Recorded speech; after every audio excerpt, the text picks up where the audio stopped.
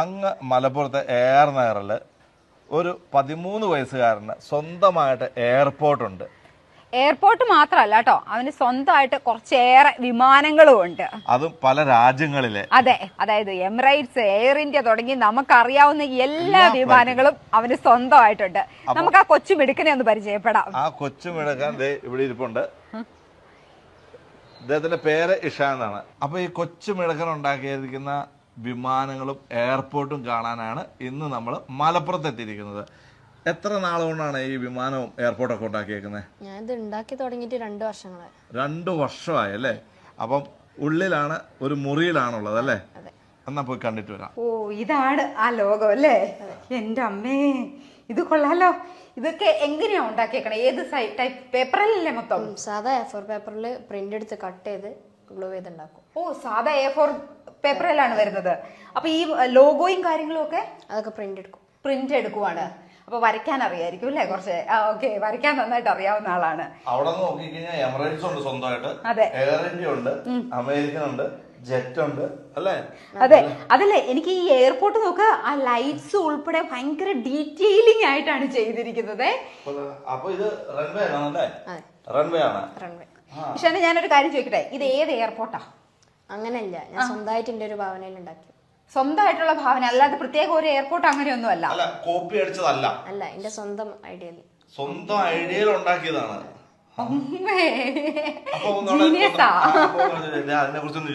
അപ്പൊ ഇതും ഇതും കോപ്പിയല്ല, ഒന്നും കോപ്പിയല്ല, ഇതെല്ലാം സ്വന്തം ഐഡിയ എന്നാണ്. അത് ഇതിന്റെയൊക്കെ ഉണ്ടല്ലോ, നോക്കിക്കഴിഞ്ഞിട്ടുണ്ടെങ്കിൽ ഭയങ്കര മൈന്യൂട്ട് ആയിട്ടുള്ള, അതിൽ സ്പെഷ്യലി ഞാൻ കാണിക്കാം. ഇതുണ്ട്, ഇതിലേക്ക് വണ്ടി പോകുമ്പോൾ ആ ടയറിന്റെ പാടുണ്ടല്ലോ, അതുവരെ വരച്ചുണ്ടാക്കിയേക്കുവാണ്. അത്ര ഡീറ്റെയിലിംഗ് ആയിട്ടാണ് ഈ എയർപോർട്ട് ഇവിടെ ഉണ്ടാക്കിയേക്കണേ. പിന്നെ ഇത് എവിടെ നിന്ന് നോക്കി കഴിച്ചിട്ടുണ്ടെങ്കിൽ നമ്മൾ എയർപോർട്ടിലോട്ട് ഫ്ലൈറ്റിലോട്ട് കയറുന്ന ഡീറ്റെയിൽസ്, കാര്യങ്ങൾ, DHL, എല്ലാ കാര്യങ്ങളും അത്രയ്ക്ക് പെർഫെക്റ്റ് എന്ന് പറഞ്ഞാൽ അതിൻ്റെ അകത്തൊന്നും പറയാനില്ല. സത്യം പറഞ്ഞാൽ ഞാൻ ശരിക്കും അത്ഭുതപ്പെട്ട് നിൽക്കുക കേട്ടോ. DHL, അതാ ഞാൻ പറഞ്ഞു, കൊറിയർ സർവീസുകള്. ഒരു എയർപോർട്ടിന് എന്തൊക്കെ വേണോ അതെല്ലാം ഉണ്ടല്ലേ? ഇതെങ്ങനെയാ ഇങ്ങനെ ഒരു ഐഡിയ കിട്ടിയത്? അത് എനിക്കൊരു പൈലറ്റ് ആണെന്നാണ് ആവണമെന്നാണ് ആഗ്രഹം. അപ്പൊ അതിന്റെ ഒരു പാഷൻ ഫോളോ ചെയ്തുണ്ട്, അതിന്റെ പാഷൻ ഫോളോ ചെയ്ത് ഇത് ആക്കിയതാണ്. ഓ, അതായത് പൈലറ്റ് ആകണമെന്നുള്ള ആ ഒരു പാഷൻ അതിന്റെ പേരിൽ ഉണ്ടാക്കിയതാണല്ലേ? 2 വർഷത്തെ പരിശ്രമം. അപ്പൊ ഈ കുഞ്ഞു കാണുന്ന വിമാനമൊക്കെയോ? അതൊക്കെ യൂട്യൂബിൽ നോക്കിയിട്ടാണ് അത് പഠിച്ചത്. വിമാനങ്ങളൊക്കെ യൂട്യൂബ് നോക്കി, പക്ഷെ എയർപോർട്ടൊക്കെ ഫുള്ളിന്റെ ഭാവന. എയർപോർട്ട് സ്വന്തം ഭാവനയില് ഉണ്ടാക്കി അല്ലേ? ഞാൻ ചോദിക്കട്ടെ, ഈ എയർപോർട്ട് എന്ന് പറയുന്നത് കറക്റ്റ് ഡയമെൻഷൻ, അതിന്റെ അങ്ങനെയുള്ള കാര്യങ്ങളെല്ലാം കറക്റ്റ് അല്ലേ? അതിന്റെ അകത്ത് വന്നേക്കണേ ഫുള്ള് കറക്റ്റ് ആണ്. ആരെങ്കിലും ക്യാപ്റ്റന്മാരെ, പൈലറ്റുമാരെ കാണിച്ചിട്ടുണ്ടോ? ഒരു പൈലറ്റ് വന്നിരുന്നു. അദ്ദേഹം എന്താ പറഞ്ഞേ? ആണോ? പുള്ളി ശരിക്കും സർപ്രൈസ്ഡ് ആയി കാണും അല്ലേ? പുള്ളി ഇങ്ങനെ പുള്ളിയൊക്കെ അല്ലേ അങ്ങ് മോളിൽ ഇരുന്ന് ഇത് കാണുന്ന ആൾക്കാര് അല്ലേ? അവര് പറഞ്ഞ എന്താ പറഞ്ഞേ പ്രത്യേകിച്ച്? തന്നെ പറഞ്ഞേ, മോളിൽ നിന്ന് കാണാൻ അതേപോലെ ഉണ്ടെന്ന് പറഞ്ഞു. അല്ല, നമ്മള് ഫ്ലൈറ്റിൽ യാത്ര ചെയ്ത് കഴിഞ്ഞിട്ട് നമ്മൾ താഴത്തോട്ട് നോക്കുമല്ലോ, അപ്പൊ നമുക്ക് കോക്പിറ്റിൽ നിന്ന് കാണുന്ന അത്ര ഇതല്ലെങ്കിൽ പോലും നമ്മൾ ആ മോളിൽ നിന്ന് കാണുന്ന ആ എയർപോർട്ടിന്റെ രൂപം നമുക്ക് കറക്റ്റ് ആയിട്ട് മനസ്സിലാക്കാൻ പറ്റുന്നുണ്ട്. എനിക്ക് ഭയങ്കരമായിട്ട് ക്യൂരിയോസിറ്റി ഉണ്ടല്ലോ.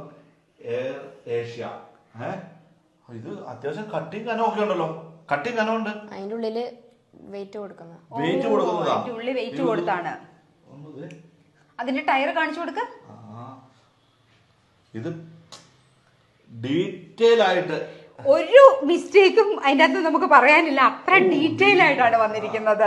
പ്രിന്റഡ് ആയിട്ട് അതല്ല, അതിന്റെ ആ ടയറിലെ ഉള്ള ആ വര അതില്ലേ, അതൊന്ന് കാണിച്ചു കൊടുക്കണേ. ടയറിലുള്ള ആ അപ്പുറത്തെ സൈഡ് രണ്ടും ടയറിന്റെ ഡീറ്റെയിൽ വരെ അത്ര കറക്റ്റ്. അതാണ് ഇഷാന്റെ ഒരു ഒബ്സർവേഷൻ എന്ന് പറഞ്ഞത്. ഭയങ്കര അമേസിംഗ് ആയിട്ടോ. കാരണം എന്താന്ന് വെച്ചാല് അത്രയ്ക്ക് എല്ലാം പെർഫെക്റ്റ് എന്ന് പറയാവുന്ന രീതിയിലാണ് ഇത് വന്നിരിക്കുന്നത്. ഇഷാനെ, ഞാൻ ചോദിക്കട്ടെ, ഈ എമിറേറ്റ്സിന്റെ ഈ മോളില് നമ്മൾ സാധാരണ രീതി കാണുമ്പോ ഇത് എന്ത് സംഭവം?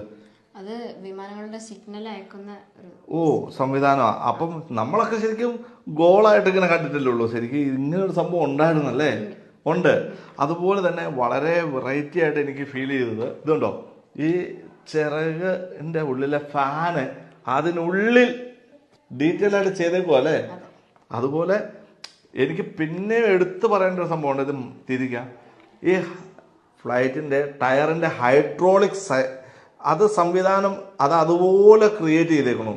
ഇതൊക്കെ ഇത്രയും ഡീറ്റെയിൽ ആക്കേണ്ട ആവശ്യം ഉണ്ടായിരുന്നോ? പെർഫെക്റ്റ് ആയിട്ട് ചെയ്യണം. അതിന് വേണ്ടിയിട്ട് ചെയ്താ അല്ലേ? ഹൈഡ്രോളിക് സംവിധാനം പോലും. ഇപ്പൊ ആ മേശപ്പുറത്ത് കണ്ടോ, ഇതൊന്നും നീ ഉണ്ടാക്കുന്നതാണോ? ഇപ്പൊ ഉണ്ടാക്കിക്കൊണ്ടിരിക്കുവാണോ? പകുതി ആയിട്ടേ ഉള്ളൂ. ഓ, അപ്പം ഇനി ഇവിടുന്ന് ചിറകും കാര്യങ്ങളും ടയറും എല്ലാം വരാനുണ്ടല്ലേ? അതുപോലെ റൺവേ കഴിഞ്ഞാൽ ഇവിടെ നമ്മൾ ഈ കേറിയല്ലേ ഫ്ലൈറ്റിലേക്ക് കേറുന്ന ഭാഗങ്ങളും എല്ലാം അതേപോലെ സെറ്റ് ചെയ്തേക്കുന്നു. എത്ര എണ്ണ നോക്കി. അപ്പൊ ഇതൊരു ചെറിയ എയർപോർട്ടൊന്നും അല്ലാട്ടോ, വലിയ സംഭവം എയർപോർട്ട്. എന്തായാലും കൈ തരാണ്ടിരിക്കാൻ പറ്റില്ല. ഇഷാൻ ഇപ്പൊ എത്രാം ക്ലാസ്സിലാണ് പഠിക്കുന്നത്? 8ാം ക്ലാസ്. 8ാം ക്ലാസ്സിൽ. ഏത് സ്കൂളിലാ? Malabar central school. Malabar central school ഇവിടെ മലപ്പുറത്ത്. ഇവന്റെ പേരെന്നാ? ഹംദി വരയ്ക്കുവോ? കുറച്ച് ചേട്ടനെ കണ്ട്.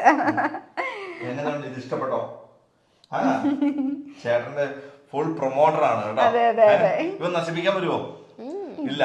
ഈ മുറിയിലേക്ക് ആരും കയറാറില്ല അല്ലെ? ഈ മുറി സ്വന്തമായിട്ട് വെച്ചേക്കോ അല്ലേ? ഇതുപോലെ മാത്രമായിട്ട് അല്ലേ? അപ്പൊ ഒരു മുറിയില് മൊത്തം വിമാനം, ചെറുതും വലുതുമായിട്ടുള്ള ഒരുപാട് വിമാനമാണുള്ളത് അല്ലെ? ഉപ്പും ഉമ്മയൊക്കെ സപ്പോർട്ടാണോ? Full support. അതുകൊണ്ടാണ് ഇത്രയും ഇതാക്കാൻ പറ്റിയത് അല്ലേ? ചേട്ടന്മാരൊക്കെ എത്ര പേരുണ്ട്? 3 ചേട്ടന്മാരും ഒരു അനിയനും.